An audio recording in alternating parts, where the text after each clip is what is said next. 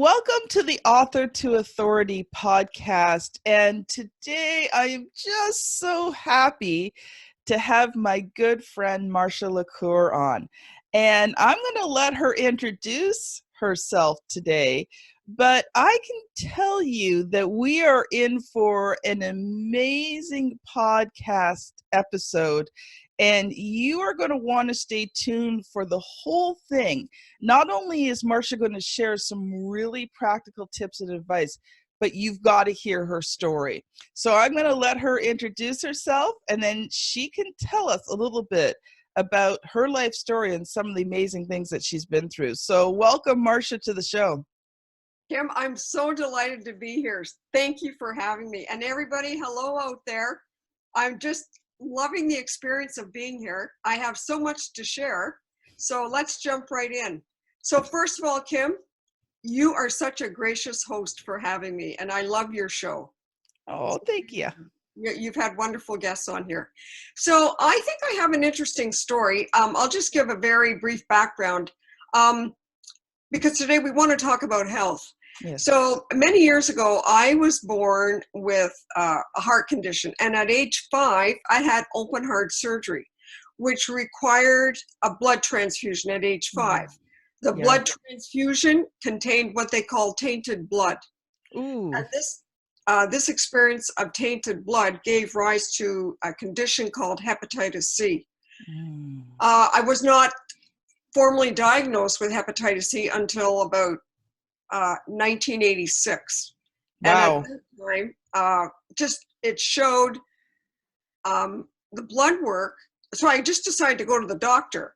And the doctor said, I'm just going to send you for routine blood work. Well, routine blood work showed that there was something unusual in certain blood markers. So he said, we're going to send you to a liver specialist. So they said, do you have a virus in your liver? And there's one of two things you can do. You will either have to have a liver transplant, or down the road, time will take its course. Those were the two options because there was no quote unquote treatment. I said, what do you mean by a liver transplant? He said, well, I'm the head of the transplant department here, and we're doing research. This is in Toronto. And he said, we're doing experiments with pigs' livers for transplantation. And I said to him, I'm a vegetarian. So you're not going to put any pig's liver within my body. There's just no way that's going to happen. So it was at that point that I decided I had to become proactive. Yeah. I had to decide, what am I going to do? So I just said, I'm going to see what I can do to either extend my life or slow down the damage to the liver. Yes. So it was at that point that I took my state of health into my own hands. So I assumed 100% responsibility because basically Western medicine couldn't do anything for me. So that's when I started doing naturopathy. I had been meditating. I was doing yoga. I decided I'm going to remove some weight because I was carrying about 35 to 40 extra pounds. And on my small frame of 5 feet, that's a lot of weight. Mm-hmm. And at the time I was also vegetarian. I hadn't been drinking. So I already had these things in my court. Mm. And so it wasn't until 5 years ago where the liver doctor said, okay, your back is up against the wall. You're going to need treatment. So I went through 48 weeks of triple therapy and became cured of the hepatitis C. And now I am free from that virus. Now, even though I don't have that virus any longer, that meaning that I'm cured from hepatitis C, I am still having a liver condition called cirrhosis. What is cirrhosis? Well, just like cancer has 4 stages, cirrhosis can have 4 stages, F1 to F4. And I've managed to go from F4 to F1. How? Through proper eating, meditation, paying attention to what I'm thinking, yoga, breathing routine, all those pieces. And I want to remain in F1. And exercise. And exercise, yes, very big piece. And so because I have cirrhosis, I'm being monitored for liver cancer, which means I get blood work done every 6 months and an ultrasound once a year. But I have no fear. I have no fear. because I'm saying I'm thriving. I have a strong immune system. I look after myself. I'm very diligent about what I put on the end of my fork. Dr. Mark Hyman, who's both a medical doctor and a functional medical doctor, says what you put on your fork is very important. Yeah. So I pay attention to that. So and I know you do. I've eaten with you. And as a result of that, I've written a few books. I wrote a book about hepatitis C, my experience with hepatitis C. In fact, I have a couple of books right here. I'll just pull them off my bookshelf. So one of them is called The Book of Hepatitis C, Seven Simple Strategies to Shift from Surviving to Thriving After Hepatitis C. And then I wrote another book where I got to share the stage with Brian Tracy. And this book is called The Ultimate Guide to Healthy Wealth, 7 Steps to Abundance and the Longevity to Enjoy It. So writing that book really allowed me to, start speaking publicly and professionally about health. I've done a couple of workshops with health, and I've got to speak at both at the provincial level and the federal level. Wow. With the members of parliament and members of provincial parliament. So having a book is very important. Yeah. So when you were diagnosed in 1986, how long did they say you would have without the pig liver transplant? They didn't know. They didn't know? No, because it was just a matter of, right now they're working on a vaccine for hepatitis C, but I don't want to take a vaccine. They really had no idea. And back then, they didn't call it hepatitis C, they called it non-A, non-B. And then I think they had the blood marker in 1989 to say, okay, it's hepatitis C. And then I think it was 1989 or thereabouts when they came out with the first treatment for hepatitis C. But I wasn't a candidate for treatment for many years because my white blood cell count was too low. Mm. So I just decided, no, I'm going to remain positive. I'm going to do all these proactive things. So there were very few times where I would say I was fearful and sort of, oh my gosh, what's going to happen? Yeah. Because I think state of mind, what we think, is very important. And I want to pull out another book here. The book of Think and Grow Rich. When you open up that book, Chapter 1, here's what it says. Thoughts are things. Truly, thoughts are things, and powerful things at that. When they are mixed with definiteness of purpose, persistence, and a burning desire for their translation into riches or other material objects. Well, my liver is a material object. Yes. What kind of thoughts would I want to have a positive and direct impact or influence on my liver? Now, one other question for you there, Marsha. So when you had went to the doctor in 1986 to get this blood work done, was it like all these years you had this, had you not been feeling well, or what kind of led you to go to the doctor in the first place? Because you didn't know you had anything wrong with you. That's right, I didn't. And it was just, you go to the doctor for your annual checkup. Mm-hmm. And this doctor just happened to say, actually, out of the blue, I'm going to send you for blood work. You haven't had blood work for a while. Wow. Yeah, it was just like. So you weren't really even showing any symptoms at that point? No. Now, it wasn't until 1996 when I was teaching high school where I was literally falling asleep at my desk. I was teaching high school in an all-girls school here in Toronto. And one of my students woke me up at my desk when they were sitting down starting their homework. Mm. And I thought, oh, this is weird. And when I look back, I took the 4 years off from 1996 to 2000. I was very tired. I would go into school at 6:30 in the morning. I got there before the janitor, and I wouldn't leave until about 6 or 6:30 at night. Wow, that's a long day.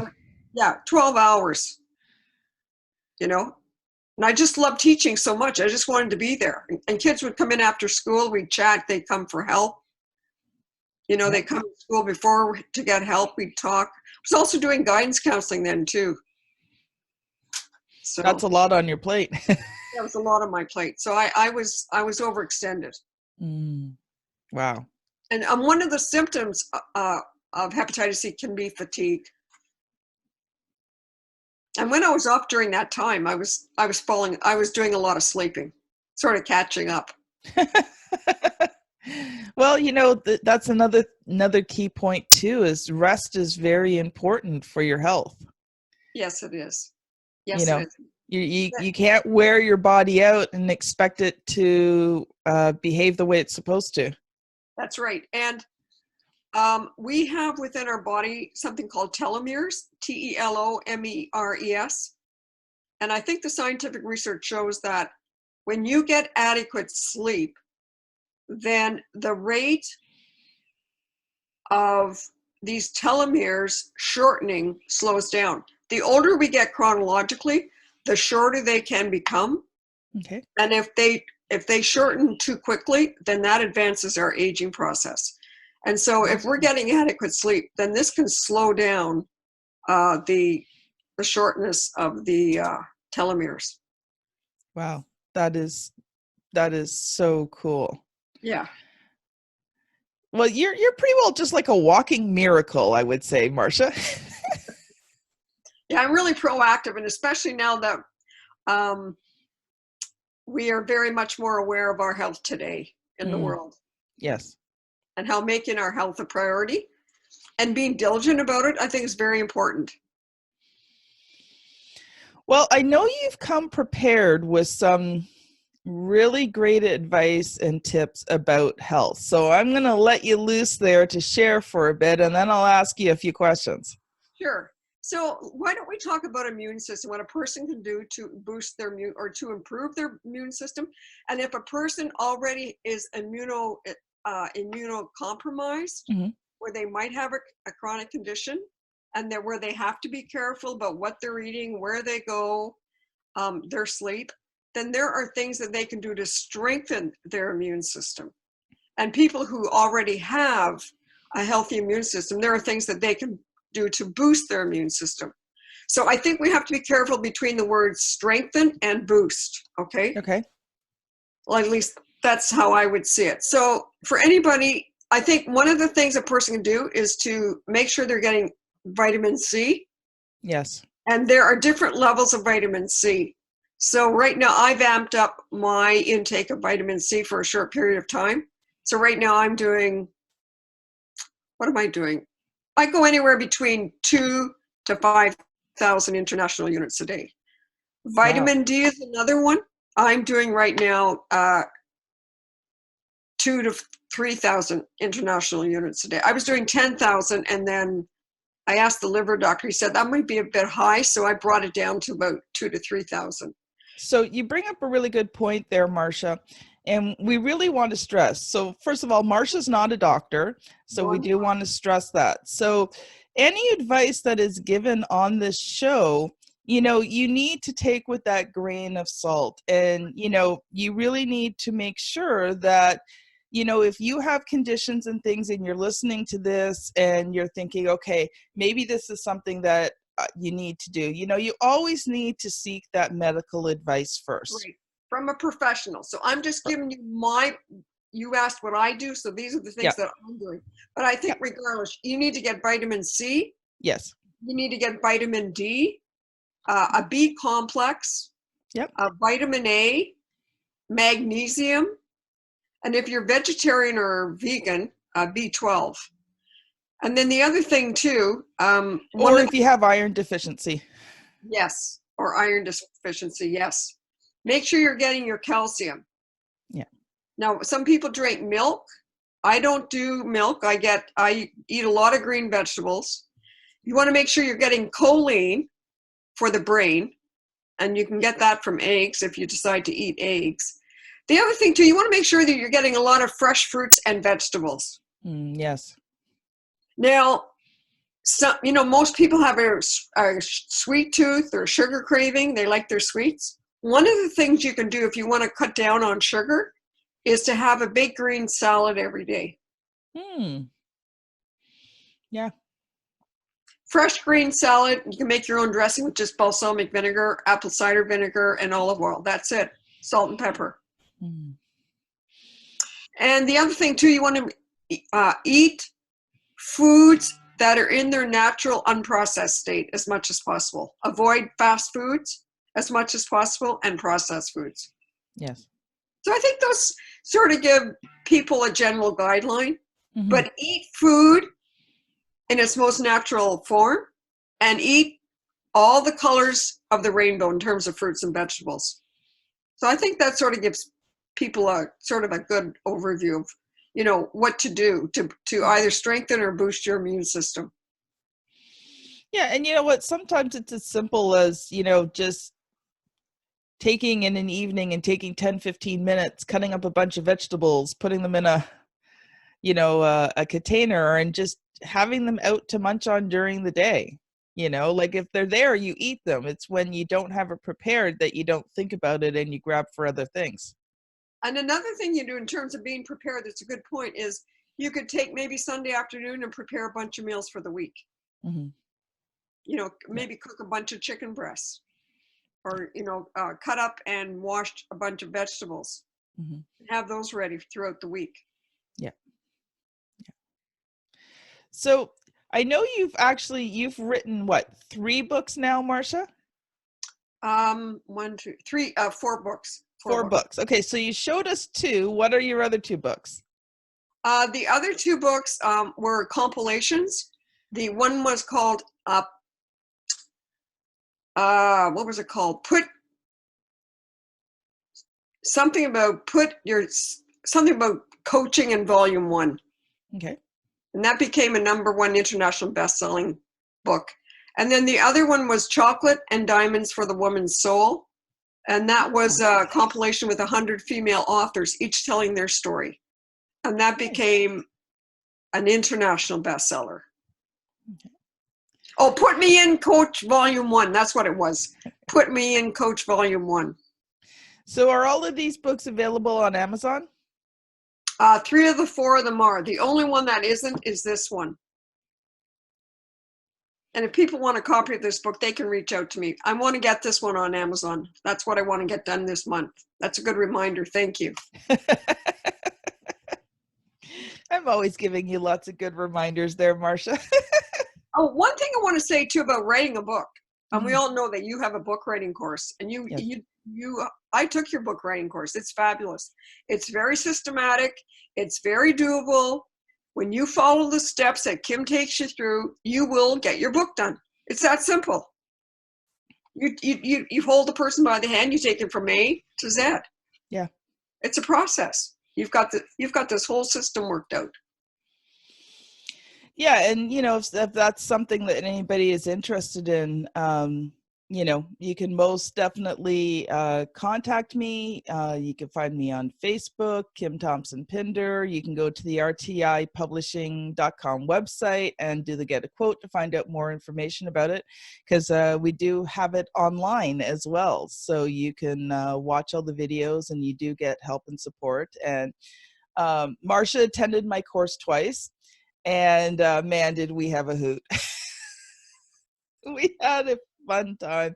You never know what's going to happen when you get a group of creative people together who, you know, we started telling some stories, and some of the ones that came out sure were a doozy. And a friend of ours, Benjamin, he was taking the course as well. And the stories that he told, man, we were just cracking up. Oh, and actually we will be having Benjamin on the show as well. So that will be another amazing episode. So That's we've it. got a, Oh, and I just want to jump in here. In fact, I'm doing a live interview today with Benjamin at 11 o'clock. yes. So Marsha, tell us about your Facebook Lives, because I think that's really important as well. Yeah, so I'm doing, I was doing a series of Facebook Live interviews with men. It was Listen Up Men, just talking to men about, you know, their journey with health and entrepreneurship. And now I've expanded it where it's Listen Up for a Better Life. And people that I interview, we talk about financial fitness, spirituality, health, and entrepreneurship. And it's going to include both males and females. So how can people find you on Facebook if they want to watch these lives? If you just go to my professional Facebook page, it's Marsha Lecour, Entrepreneur. Awesome. Marsha Lecour, Lecour, Entrepreneur. That's And it. you can listen is it every day? It's almost every day. Well, we're going to be doing them about 3 times a month on Wednesdays at 11 a.m. Perfect. Perfect. Well, thank you so much, Marsha, for being on the show. I've really enjoyed having you on. And you know what? So today's hint and tip is make sure you get those vitamins, those proper vitamins into your system, because from what Marsha was saying, that's what really strengthens you and keeps you healthy and keeps you whole. Throw in some exercise, throw in some good sleep and rest. Be And drink mindful of your your water. thoughts. Make Pardon me? sure you drink your water. Drink your water and get lots of rest. Yes.